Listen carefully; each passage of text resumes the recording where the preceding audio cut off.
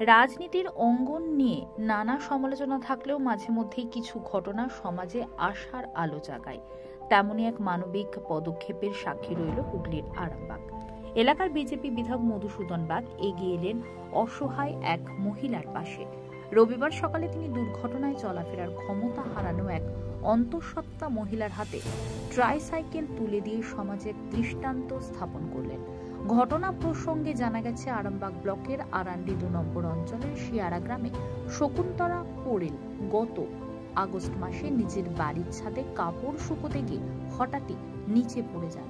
তখন তিনি 5 মাসের অন্তঃসত্ত্বা ছিলেন। পরিবারের সদস্যরা দ্রুত তাকে উদ্ধার করে নিয়ে যান কলকাতার পিজি হাসপাতালে। প্রাণে বেঁচে গেলেও তার দুটি পাই কার্যত অচল হয়ে যায় শকুন্তলার। দেখুন বিস্তারিত। বলবো, নিশ্চিতভাবে বলবো যে এই ব্যান্ডেজ দেয়া ছবিটা দেখাও না, যেটা তুমি আমাকে প্রথম দেখিয়েছিলে। এরা গত মাসের 24 তারিখে আমার কাছে এসেছিল। এসে যে ছবিটা দেখালো, সেই ছবিটা দেখে অত্যন্ত মর্মান্তিক একটা ছবি, যে ছবিটা হৃদয় বিদারক। সেই ছবিটা দেখার সঙ্গে সঙ্গে যে কোনো মানুষেরই চোখ দিকে জল পড়বে। তো আমি বলেছিলাম যে মাসের শেষ, আমি এখন কিছু করতে পারবো না, 1 থেকে 5 তারিখের মধ্যে তোমরা আমার সাথে আসবে।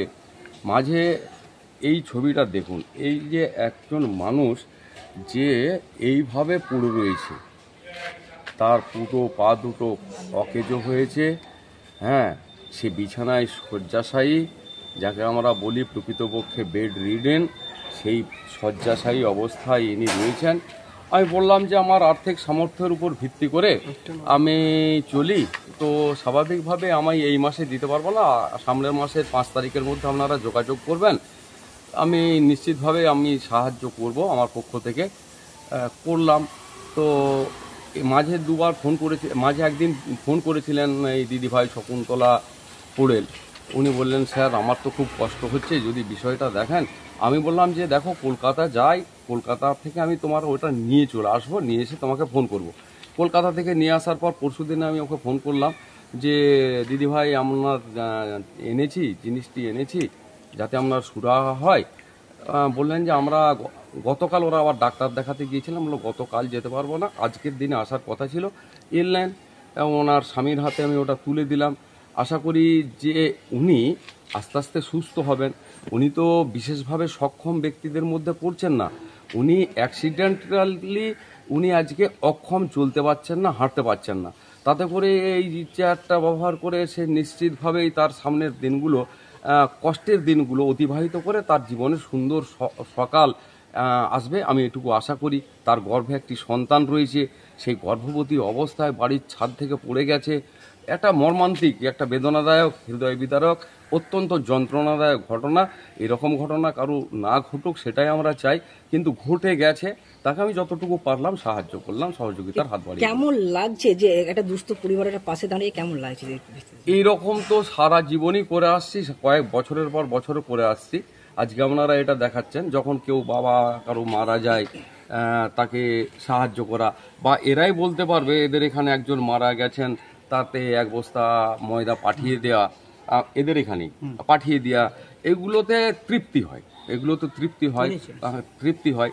শুধু এদের পাড়াতেই আর এই দুটো যাচ্ছে এরকম নয়, সারা বিধানসভা জুড়ে মারা গেলে অসহায় মানুষ এসে সাহায্য চাইলে তাদের যা চাহিদা আমি কোনোদিনই পূরণ করতে পারি না, এটাও ঠিক। আমি আমার মতো করে, আমি আমার যৎ সামান্য যে সাহায্য সেটা দিয়ে আমি পাশে থাকার চেষ্টা করি।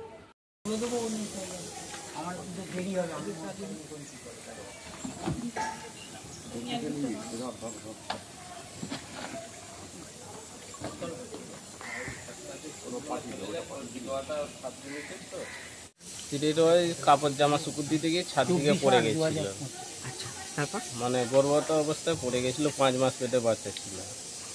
এখন পিজিতে ভর্তি ছিল, এখন ভালো আছে, মানে এখন মানে হসপিটাল থেকে ছুটি দিয়েছে, এখন বাড়িতে রয়েছে, উঠতে নাড়তে পারে না, ওই তুলে আরে ধরে বসিয়ে দিতে হয়। কোথায় বাড়ি আপনার? বাড়ি হচ্ছে শিয়ারা। কোন পঞ্চায়েত? আরান্ডি 2। তারপরে কবে আরামবাগের বিধায়ককে জানান? 24 তারিখে আসছিলাম। দেখি বললেন উনি? স্যার বলেছিলেন হ্যাঁ 5 তারিখ করে আসো, দেবো। আজকে কি পেলেন? হ্যাঁ আজকে তো কেমন লাগছে আর কি বলবেন আরামবাগের বিধায়ককে? স্যারকে ভালোই বলবো, স্যার আমাদেরকে দিয়ে উপকার করেছে, গরিব মানুষকে দিয়েছে।